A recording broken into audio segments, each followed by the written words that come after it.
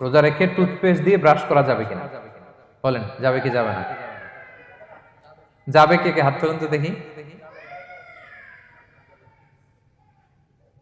হ্যাঁ, মাত্র একজন, দুইজন, তিনজন, চারজন, পাঁচজন, ছজন, দল ভারী হচ্ছে আস্তে আস্তে। হ্যাঁ, টুথপেস্ট দিয়ে ব্রাশ করা যাবে কি যাবে না? হুম, যাবে মাত্র পাঁচজন, আর যাবে না কয়জন দেখি? যাবে না, অনেকে যাবে না, অনেকে হাত তুলে নাই, ভাবছে কোন জায়গায় হাত তুলে কোন বিপদে পড়ি। চুপচাপ দেখি যে কোনটা জিতে। যাবে না? যাবে না, দল ভারী না? যাবে, এই সুন্দর বলছে, যাবে, কিন্তু না করাই ভালো। হ্যাঁ হ্যাঁ, যাবে।